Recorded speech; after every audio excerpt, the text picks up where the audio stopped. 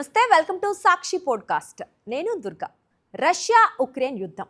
ఇప్పటి వరకు యుద్ధం అంటే ఉక్రెయిన్ సరిహద్దులు, డాన్బాస్, క్రిమియా, బ్లాక్ సీ ఇలాంటి ప్రాంతాలే మన కళ్ళ ముందు కనిపించేవి. కానీ ఇప్పుడు యుద్ధం రష్యా భూభాగం లోపలికి మరింత లోతుగా వెళ్తోంది. రష్యా సరిహద్దు నుంచి వందల కిలోమీటర్ల దూరంలో ఉన్న మిలిటరీ బేస్లు, చమురు రిఫైనరీలు, రాకెట్ తయారీ కేంద్రాలు, అంతరిక్ష సంస్థలకు చెందిన కీలక మౌలిక వసతులు ఇప్పుడు ఉక్రెయిన్ టార్గెట్లుగా మారుతున్నాయి. ఇక తాజాగా రష్యాలోని సమారా ప్రాంతంలో ఉన్న కీలక రాకెట్ అంతరిక్ష కేంద్రంపై ఉక్రెయిన్ ఫ్లామింగో క్రూయిజ్ మిసైళ్లతో దాడి చేసినట్లు అధ్యక్షుడు వోలోదిమిర్ జెలెన్స్కీ ప్రకటించారు. ఇక అదే సమయంలో రష్యా కింజల్ క్షిపణులను మోసుకెళ్లే MiG-31 యుద్ధ విమానాలకు సంబంధించిన సవాస్లేయికా ఎయిర్ బేస్ పైన దాడి జరిగినట్లు ఉక్రెయిన్ తెలిపింది. ఇంతటితో ఆగలేదు.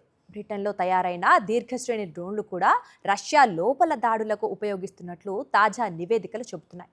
ఇక మరోవైపు రష్యా ఉక్రెయిన్ యుద్ధంలో ప్రయోగించిన డ్రోన్ నాటో సభ్య దేశమైన లాత్వియా గగనతలంలోకి ప్రవేశించడంతో ఇటాలియన్ యూరోఫైటర్ యుద్ధ విమానం దాన్ని కూల్చివేసింది. అంటే ఇది ఇక కేవలం రష్యా ఉక్రెయిన్ యుద్ధం మాత్రమే కాదు, డ్రోన్లు యూరప్ గగనతల భద్రతకు కూడా కొత్త సవాలుగా మారుతున్నాయి. అసలు ఫ్లామింగో క్షిపణి ఎంత శక్తివంతమైంది? సమారాలోని రాకెట్ సెంటర్ ఎందుకు అంత కీలకం? సవాస్లేయికా ఎయిర్ బేస్ను ఎందుకు టార్గెట్ చేశారు? బ్రిటిష్ డ్రోన్ల ఎంట్రీతో యుద్ధం ఎలా మారుతోంది? ఒక డ్రోన్ నాటో గగనతలంలోకి ఎలా వెళ్ళింది? ఈ మొత్తం పరిణామాన్ని ఇప్పుడు వివరంగా చూద్దాం. రష్యా 900 కిలోమీటర్ల లోపలికి ఫ్లామింగో దాడి. ఆగస్టు 15 రాత్రి రష్యాలోని సమారా ప్రాంతం ఇక్కడే ఉంది. Progress rocket and space centre. ఇది రష్యా అంతరిక్ష రాకెట్ పరిశ్రమలో కీలకమైన సంస్థ.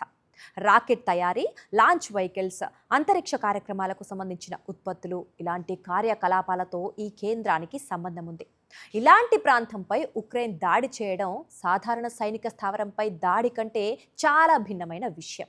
ఎందుకంటే ఇది రష్యా సైనిక పారిశ్రామిక సామర్థ్యంతో ముడిపడి ఉన్న ప్రాంతం. జెలెన్స్కీ ప్రకారం ఉక్రెయిన్ ఈ దాడిలో స్వదేశీ ఫ్లామింగో క్రూయిజ్ మిసైళ్లను ఉపయోగించింది.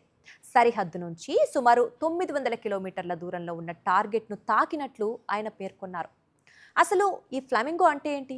ఫ్లామింగో ఉక్రెయిన్ అభివృద్ధి చేస్తున్న దీర్ఘశ్రేణి క్రూయిజ్ మిసైల్గా ప్రస్తుతం అంతర్జాతీయంగా ఎక్కువగా చర్చకొస్తోంది. దీని ప్రధాన బలం లాంగ్ రేంజ్. తాజా నివేదికలు దీని పరిధిని సుమారు 1500 మైళ్ల వరకుగా పేర్కొంటున్నాయి. అంటే సుమారు 2400 కిలోమీటర్లకు పైగా.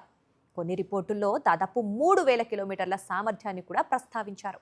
అయితే ఈ రేంజ్కు సంబంధించిన పూర్తి సాంకేతిక వివరాలను ఉక్రెయిన్ బహిరంగంగా ధృవీకరించలేదు. ఇక పేలోడు విషయంలో దాదాపు 1 టన్ను పేలుడు పదార్థాన్ని మోసుకెళ్లగలదన్న నివేదికలు ఉన్నాయి. అంటే ఇది సాధారణ డ్రోన్ కాదు. భారీ పేలోడ్తో వందల కిలోమీటర్ల దూరంలో ఉన్న వ్యూహాత్మక టార్గెట్లను చేరుకోగల ఆయుధం. ఇదే ఉక్రెయిన్కు కీలకమైన మార్పు. ఎందుకంటే రష్యా భూభాగంలో లోతుగా దాడి చేయడానికి కేవలం పాశ్చాత్య మిసైళ్లపై ఆధారపడకుండా స్వదేశీ దీర్ఘశ్రేణి ఆయుధ సామర్థ్యాన్ని పెంచుకోవడం. సమారా రాకెట్ సెంటర్ ఎందుకు కీలకం అంటే ఇప్పుడు అస్సలు టార్గెట్ గురించి. సమారాలోని progress rocket and space centre Russia అంతరిక్ష రంగంలో కీలకమైన తయారీ కేంద్రం. ఇది సోయుజ్ రాకెట్ల ఉత్పత్తితో అనుబంధం కలిగి ఉంది. అంతేకాదు రష్యా స్థానిక అంతరిక్ష సామర్థ్యాలతో సంబంధం ఉన్న ఉత్పత్తులు కూడా ఇక్కడ జరుగుతున్నట్లు అందుబాటులో ఉన్న సమాచారం సూచిస్తోంది. అందుకే ఉక్రెయిన్ దీన్ని టార్గెట్ చేయడం వెనుక ఉద్దేశం రష్యా యుద్ధ సామర్థ్యాన్ని క్రమంగా దెబ్బతీయటం. జెలెన్స్కీ కూడా ఇదే విషయాన్ని స్పష్టం చేశారు. రష్యా యుద్ధ సామర్థ్యాన్ని తగ్గించడం ముఖ్యం అన్నది ఆయన సందేశం. అంటే ఫ్రంట్ లైన్లో రష్యా సైనికులను ఎదుర్కోవడంతో పాటు వారికి ఆయుధాలు, రాకెట్లు, ఇంధనం, సైనిక పరికరాలు అందించే పారిశ్రామిక వ్యవస్థను కూడా టార్గెట్ చేయటం. సవాస్లేయికా ఎయిర్ బేస్ ఎందుకు టార్గెట్? ఇక అదే దాడుల శ్రేణిలో మరో కీలక టార్గెట్ సవాస్లేయికా ఎయిర్ బేస్. ఇది రష్యాలోని నిజ్నీ నోవ్గోరోడ్ ప్రాంతంలో ఉంది. ఇక్కడ రష్యా MiG-31 ఫైటర్ జెట్లను మోహరించినట్లు నివేదికలు చెబుతున్నాయి. ముఖ్యంగా MiG-31K వేరియంట్ కింజాల్ బాలిస్టిక్ మిసైళ్లను ప్రయోగించగలదు. అంటే ఉక్రెయిన్ నగరాలపై రష్యా ప్రయోగించే దీర్ఘశ్రేణి దాడులకు ఈ స్థావరం వ్యూహాత్మకంగా కీలకం. కాబట్టి ఈ ఎయిర్ బేస్ను టార్గెట్ చేయడం ద్వారా రష్యా దాడుల సామర్థ్యాన్ని నేరుగా తగ్గించాలన్న లక్ష్యం ఉండొచ్చు. అయితే ఇక్కడ కూడా ఒక జాగ్రత్త. ఎన్ని విమానాలు దెబ్బతిన్నాయి, ఎంత నష్టం జరిగింది అన్న విషయాల్లో పూర్తి స్వతంత్ర ధృవీకరణ ఇంకా పరిమితంగానే ఉంది. రష్యా భూభాగం ఇక సేఫ్ కాదు. ఇప్పుడు ఈ 2 దాడులను కలిపి చూడండి. ఒకటి సమారా రాకెట్ స్పేస్ సెంటర్, మరోటి సవాస్లేకా ఎయిర్ బేస్. 2 ఉక్రెయిన్ సరిహద్దుకు వందల కిలోమీటర్ల దూరంలో ఉన్నాయి. ఇదే Ukraine long range strike campaign అసలు లక్ష్యం. రష్యా భూభాగం ఎంత లోపలికి వెళ్ళినా అక్కడి వ్యూహాత్మక ఆస్తులు సురక్షితం కావన్న సందేశం ఇవ్వటం. జెలెన్స్కీ మాటల్లో రష్యా యుద్ధం కొనసాగిస్తున్నంత కాలం దాని యుద్ధ సామర్థ్యంపై ప్రభావం చూపాలి. ఇది ఒక రకంగా దూరం మాకు రక్షణ కాదు అనే హెచ్చరిక. ఇప్పుడు బ్రిటిష్ డ్రోన్ల ఎంట్రీ ఇక మరో సంచలన పరిణామం. తాజా ద టైమ్స్ నివేదిక ప్రకారం గత 6 నెలల్లో ఉక్రెయిన్ రష్యా భూభాగంలో దీర్ఘశ్రేణి దాడులకు బ్రిటన్లో తయారైన డ్రోన్లను ఉపయోగించినట్లు సమాచారం. ఇది ఎందుకు ముఖ్యమంటే ఉక్రెయిన్ ఇప్పటి వరకు ప్రధానంగా స్వదేశీ డ్రోన్లు, వివిధ మిసైళ్లతో రష్యా లోపలి ప్రాంతాలను టార్గెట్ చేస్తోంది. ఇప్పుడు బ్రిటిష్ టెక్నాలజీతో తయారైన డ్రోన్లు కూడా ఆ క్యాంపెయిన్లో భాగమవుతున్నాయన్న సమాచారం బయటకు వచ్చింది. ద టైమ్స్ ప్రకారం ఈ డ్రోన్లను రష్యాలోని మాస్కో ప్రాంతం, యూరోస్లావ్, వోల్గోగ్రాడ్ వంటి ప్రాంతాల్లోని చమురు మౌలిక వసతులపై దాడుల్లో ఉపయోగించినట్లు ఉక్రెయిన్ సైనిక వర్గాలను ఉటంకిస్తూ నివేదించింది. మరి బ్రిటిష్ డ్రోన్లు ఎందుకు కీలకం అంటే ఇక్కడ మళ్ళీ ఒక ముఖ్యమైన విషయం. ఒక ఖరీదైన క్రూయిజ్ మిసైల్ను ప్రయోగించటం, మరోవైపు తక్కువ ఖర్చుతో తయారు చేయగల దీర్ఘశ్రేణి డ్రోన్లను పెద్ద సంఖ్యలో ఉపయోగించటం. ఇవి 2 వేర్వేరు వ్యూహాలు. ఉక్రెయిన్ రెండింటినీ కలిపి ఉపయోగించడానికి ప్రయత్నిస్తోంది. మిస్సైళ్లు కీలక టార్గెట్ల కోసం, డ్రోన్లు పెద్ద సంఖ్యలో నిరంతర ఒత్తిడి కోసం. దీంతో రష్యా ఎయిర్ డిఫెన్స్ పై ఒత్తిడి పెరుగుతోంది. ఎక్కడ రక్షణ ఏర్పాటు చేయాలి, ఏ టార్గెట్ను ముందుగా కాపాడాలి, ఎన్ని ఇంటర్సెప్టర్లు ఉపయోగించాలి అన్నది రష్యాకు క్లిష్టంగా మారుతోంది. నియాన్ డ్రోన్ పేరు ఎందుకు వినిపిస్తోంది? తాజా నివేదికల్లో బ్రిటిష్ టెక్నాలజీతో రూపొందించిన నియాన్ అనే జెట్ డ్రోన్ గురించి కూడా ప్రస్తావన వచ్చింది. ఈ వ్యవస్థను బ్రిటిష్ రాయల్ నేవీ పరీక్షించినట్లు ద టైమ్స్ నివేదించింది. ఉక్రెయిన్ దీన్ని రష్యా సరిహద్దుకు సమీపంలోని బెల్గోరోడ్ ప్రాంతాన్ని లక్ష్యంగా చేసుకునే దాడుల్లో ఉపయోగించినట్లు సమాచారం. ఇది నిజమైతే రష్యా వ్యూహాత్మక మౌలిక వసతులపై ఉక్రెయిన్కు లభిస్తున్న పాశ్చాత్య డ్రోన్ టెక్నాలజీ పాత్ర మరింత పెరుగుతోందని అర్థం. అయితే ఈ డ్రోన్ల వినియోగానికి సంబంధించిన పూర్తి వివరాలు బ్రిటన్ లేదా ఉక్రెయిన్ అధికారికంగా వెల్లడించలేదు. కాబట్టి ఇది ప్రస్తుతం మీడియా నివేదికగా చూడాలి. రష్యాపై 700 deep strike machines. The times నివేదిక ప్రకారం గత 6 నెలల్లో ఉక్రెయిన్ సుమారు 700 డీప్ స్ట్రైక్ మిషన్స్ నిర్వహించినట్లు సమాచారం. అవి రష్యాలోని 52 ప్రాంతాలను చేరుకున్నాయని నివేదిక పేర్కొంది. ఇది యుద్ధ వ్యూహంలో ఎంత పెద్ద మార్పో అర్థం చేసుకోవాలంటే ఒకప్పుడు ఉక్రెయిన్ ప్రధానంగా రష్యా దాడులను అడ్డుకోవడంపైనే దృష్టి పెట్టేది. ఇప్పుడు రష్యా లోపలికి వెళ్ళి యుద్ధ సామర్థ్యాన్ని దెబ్బతీయటం కూడా ప్రధాన వ్యూహంగా మారుతోంది. ఇది డిఫెన్సివ్ వార్ నుంచి లాంగ్ రేంజ్ స్ట్రాటజిక్ ప్రెషర్ వైపు మార్పు.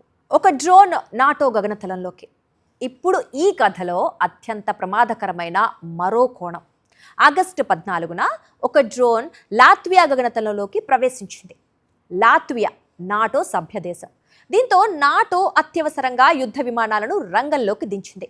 లిథువేనియాలోని నాటో బాల్టిక్ ఎయిర్ పాలిసింగ్ మిషన్లో ఉన్న ఇటాలియన్ యూరో ఫైటర్ టైఫూన్ డ్రోన్ను అడ్డుకొని చివరకు కూల్చివేసినట్లు నాటో వర్గాలు తెలిపాయి. అదే సమయంలో టర్కీకి చెందిన F-16 యుద్ధ విమానాలను కూడా సిద్ధం చేసినట్లు నివేదికలు చెబుతున్నాయి. మరి ఈ ఘటన ఎందుకు చాలా సీరియస్ అంటే ఒక్కసారి మ్యాప్ చూడండి.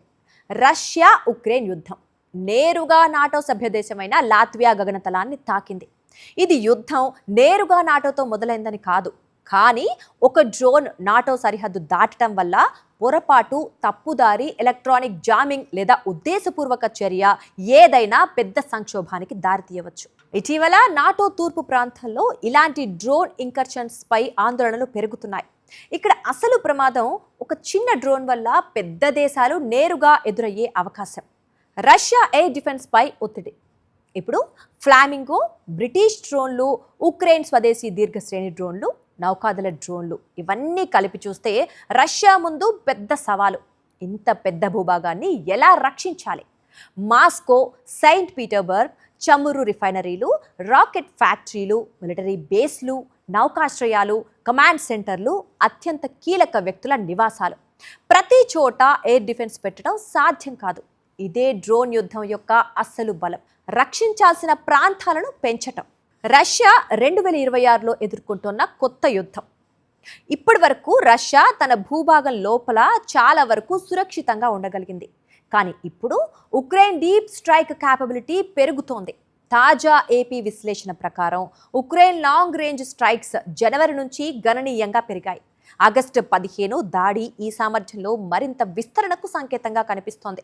ఇక మరోవైపు ఆగస్టు 16న ఉక్రెయిన్ రష్యాపై భారీ డ్రోన్ దాడి కూడా నిర్వహించింది.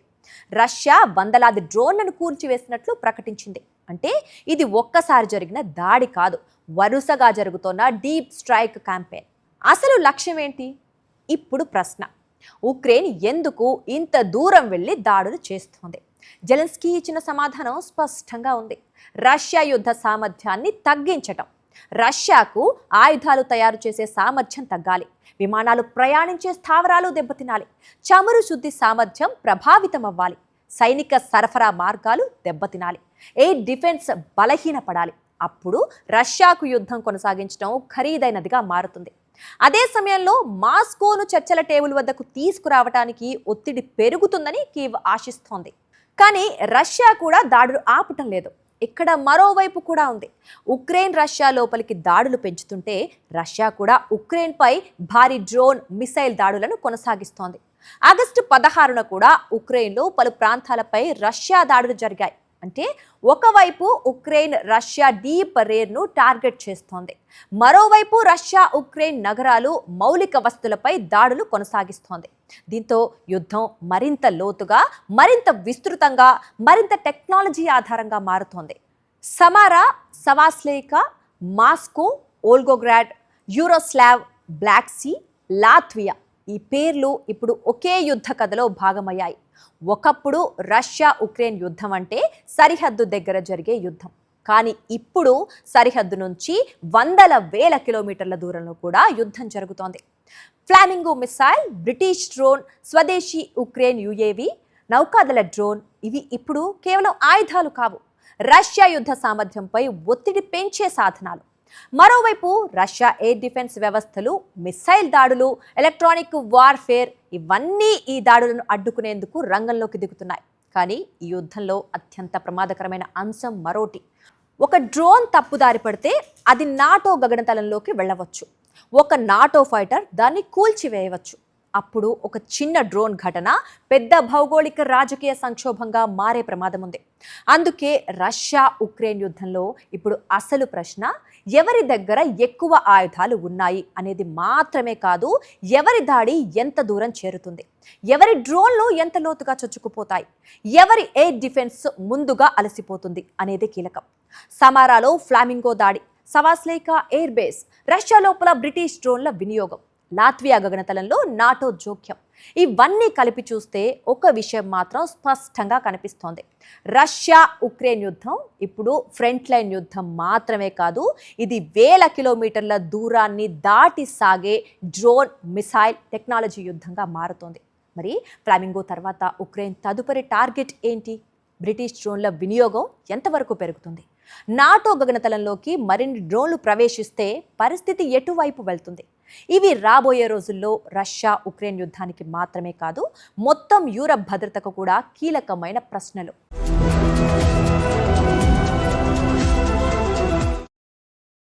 మరిన్ని అప్డేట్స్ కోసం ఛానల్ను సబ్స్క్రైబ్ చేయండి. నోటిఫికేషన్స్ కోసం బెల్ ఐకాన్ పై క్లిక్ చేయండి.